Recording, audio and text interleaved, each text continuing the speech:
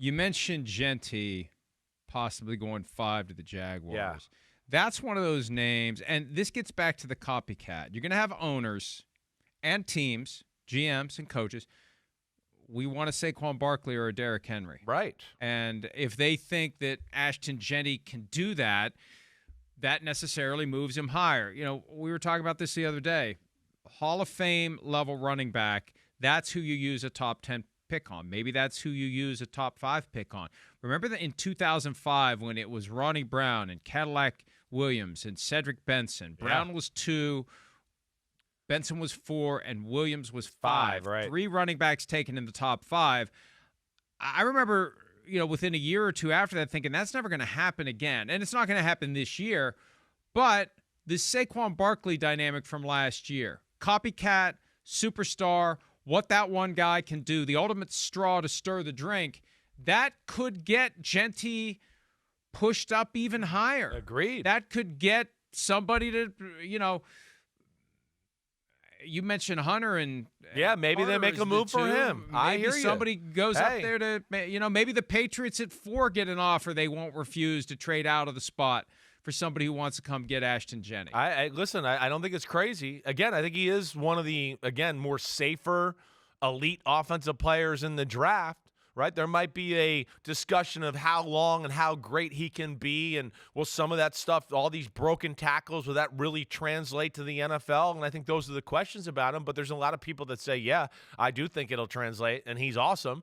And so there is teams that love him. And then I think off of that too, Mike, and what you're talking about, I think teams have moved away a little bit from the long-term analytics of the running back conversation. Again, why are we looking about what he might be 5 years from now? What the hell? Everybody on the team is you can get rid of him in 2 years. So all of a sudden we're going to worry about a draft pick and go, well, 5 years from now, he might not be any good anymore. He might have too much wear and tear. I think the league has shifted from that.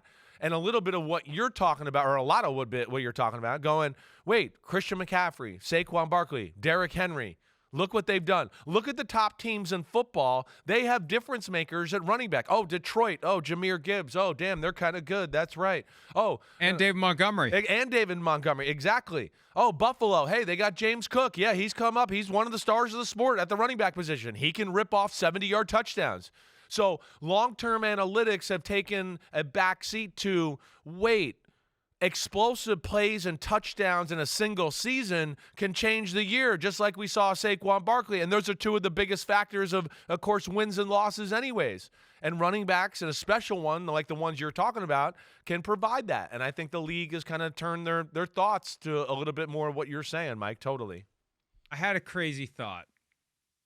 I mentioned the possibility of somebody trading up to number 4 to get Ashton Jeanty. Yeah. And the Patriots would trade down. What if the Patriots would take him at 4? and look, my first thought was, that's nuts. They have Ramondre Stevenson. He's making $9 million a year, right?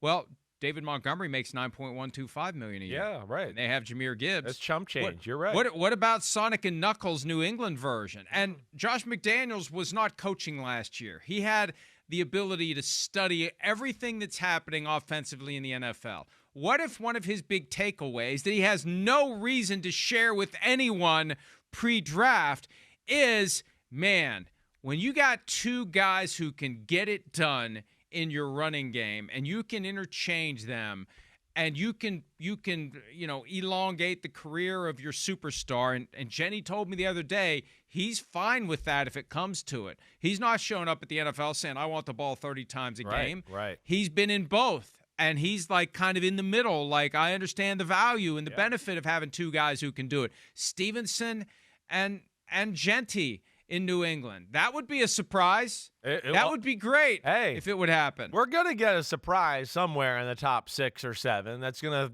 throw everything off kilter. I mean, listen, I don't think it's the craziest thing you've said.